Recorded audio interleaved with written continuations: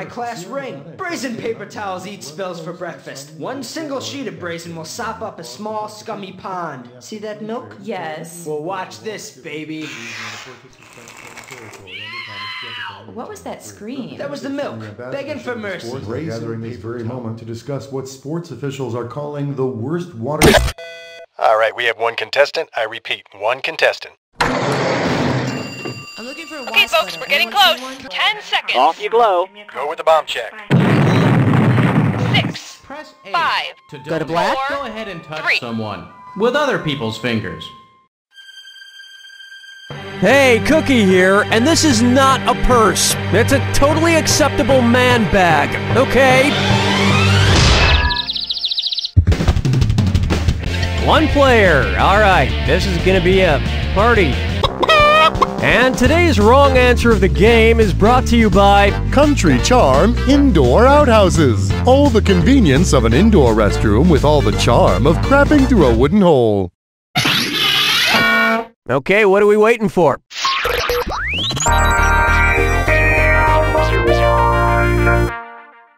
Right off the top, pleasurable measurables. Hey, remember that internet video sensation, 2 Girls, 1 Cup? Here's a clip of it now. I'm kidding, what do you think I am, some kind of sicko? Say Rachel Ray and Martha Stewart make a wholesome version of the video 2 Girls, 1 Cup featuring chocolate ice cream. If they can't find a cup and use an equivalent, what might the video be called? 2 girls, 1/4 pint, 2 girls, 1/2 pint, 2 girls, 32 tablespoons, or 2 girls, 64 tablespoons?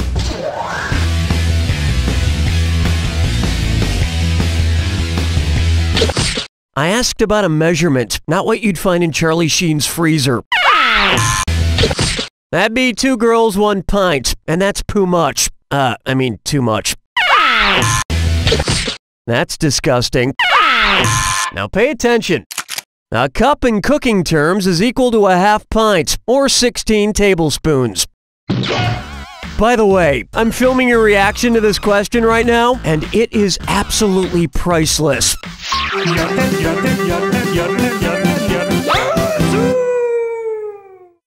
Next up, dot your black I's and cross your P's. Which of these is Will.i.am's name in the present perfect progressive form? Will I would, will I have been, will I would be, or will I will?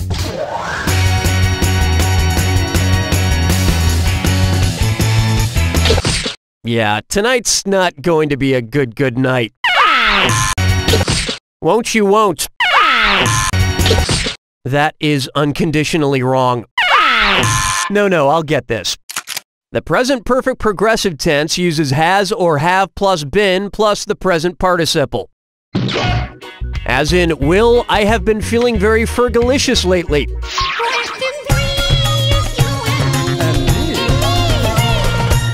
It's time for lucky number 17. What could have been a cover story for the first issue of 17 magazine? Special suffragette issue, World War II rationing fashion tips, the cutest boys of the Nixon White House, hot styles for the end of the Cold War.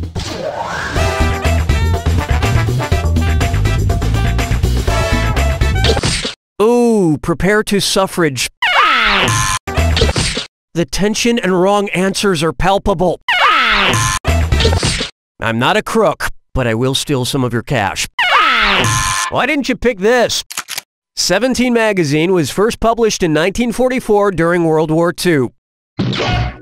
So a girl who was 17 when 17 first came out, well, she probably just reads AARP magazine now, or Dead People, the tabloid for dead people. Here's one for you. It was the best of prime time, it was the worst of prime time, and it was a dis or dat. I'm gonna read off 7 TV shows. For each one, tell me if it was on TV Guide's list of the 50 best shows of all time, or on TV Guide's list of the 50 worst shows of all time. If it's one of TV Guide's best, press the square button. If it's one of TV Guide's worst, press your circle button. Each one right gets you 300 ratings points. Each one wrong costs you 300. And you got the length of a commercial to do your business. Answer quickly for more bonus cash. Okay, we're off.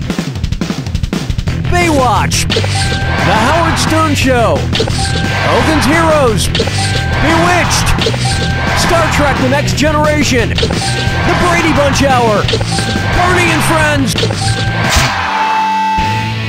Congrats! You've clearly wasted most of your life watching terrible television. And with this performance, you would make the 50 most okay scores of all time. Look, this isn't that hard. Watch TV, play a video game. If you can't master those two things, I'm not sure what hope you have for succeeding in the real world. That was one of the 50 worst dis or dat performances of all time. The Jerry Springer Show was rated the worst TV show of all time, which begs the question, have the makers of TV Guide even seen 2.5 Men? I mean, come on! You haven't seen it, have you? Just watch it once, TV Guide people. It's not like you don't know when it's on. Where's the vibe, girl? Rock my world, girl. Ooh, yeah. Here's a good one. Lady Luck is a dirty tramp. Which casino game takes a lot of balls to play? Roulette, Keno, craps, or Baccarat?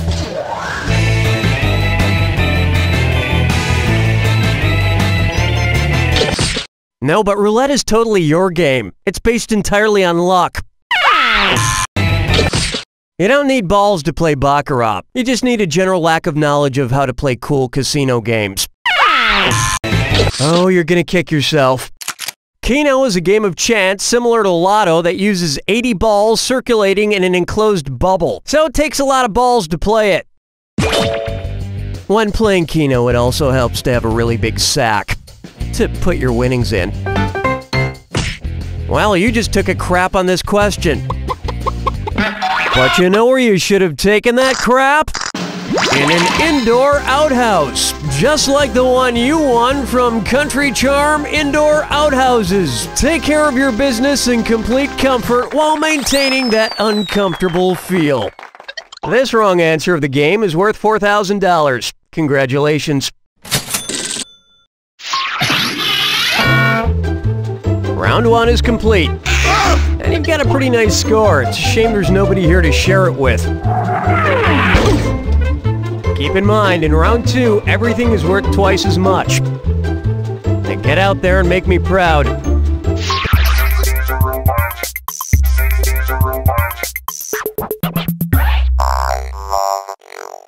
And now, U2SA.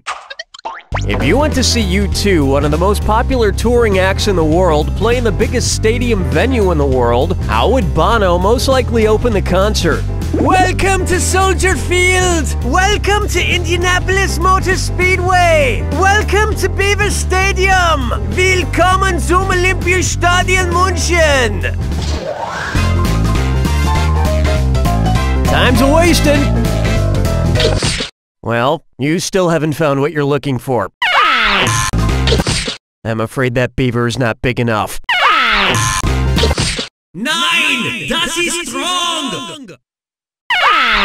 Correct answer, show yourself. At 250,000 seats, the Indianapolis Motor Speedway has the greatest seating capacity in the world, making it big enough for U2's fans. And they can actually add over 100,000 spots for ground seating as well, meaning there might even be enough space for Bono's ego.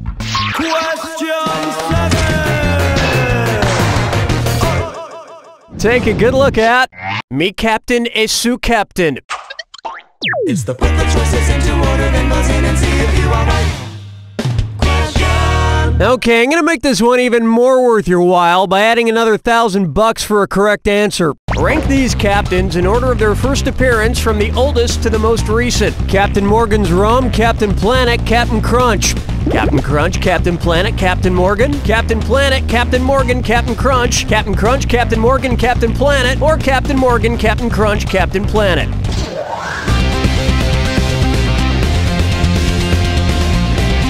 Not much. You ever notice how Captain Crunch rips up the top of your mouth? That's just wrong. Like this answer. Good work, Captain Wrong. Land no! The correct answer is Captain Morgan Rum first appeared in 1945, Captain Crunch in 63, and Captain Planet in 1990. And what do these three captains all have in common? They were usually present at the breakfast table when I was growing up. Plucking chickens, picking out a mate. Guess I'll marry 8. This one's known as Jesus, Master of the Sacrifice Bunt. If Major League Baseball followed the same hierarchy as the Catholic Church, what would be the AAA minor league team for the St. Louis Cardinals? The Memphis Archbishops, the Memphis Deacons, the Memphis Monsignors, or the Memphis Popes?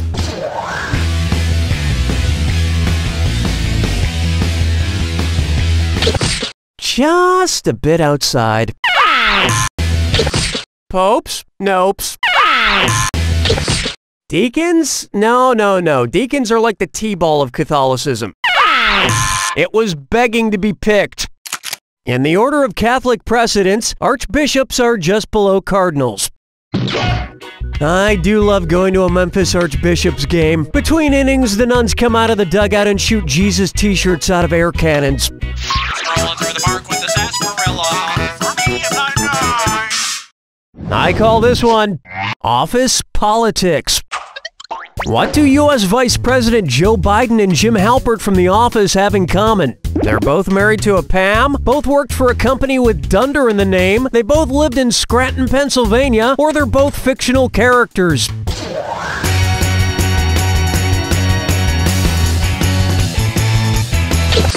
You can't see it, but I'm awkwardly looking at the camera and smirking. You really dundered that one. Ah, yes, you figured out the grand conspiracy. No, I'll get this. Joe Biden was born in Scranton and the office is set there. Proving once again that Scranton, Pennsylvania is the cultural and political epicenter of the United States. Hold me, never let me go. Am I dreaming?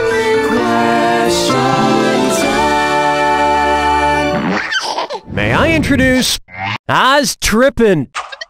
Suppose the Poppies in The Wizard of Oz made the Scarecrow dream about the world's #1 opium-producing country. Where would he follow the yellow brick road of his mind to? To Uruguay, to Afghanistan, to Costa Rica, or to Saudi Arabia?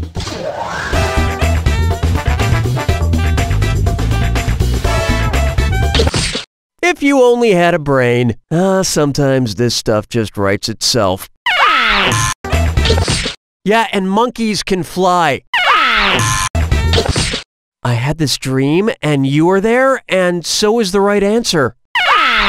Oh, honestly. Afghanistan is the world's largest opium producer. And why do you think the Lollipop Guild enjoyed suckers so much? One word: ecstasy.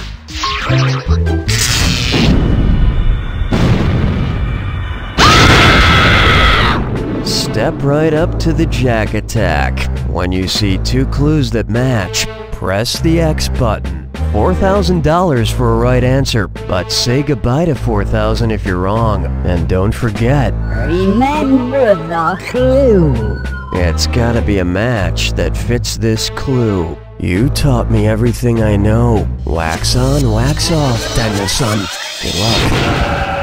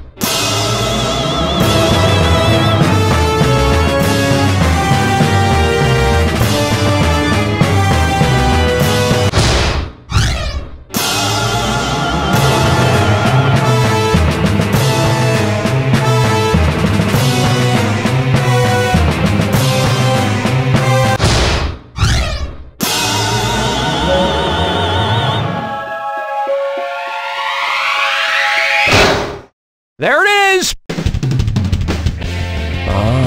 Yes, Abba. It appears the student has become the teacher?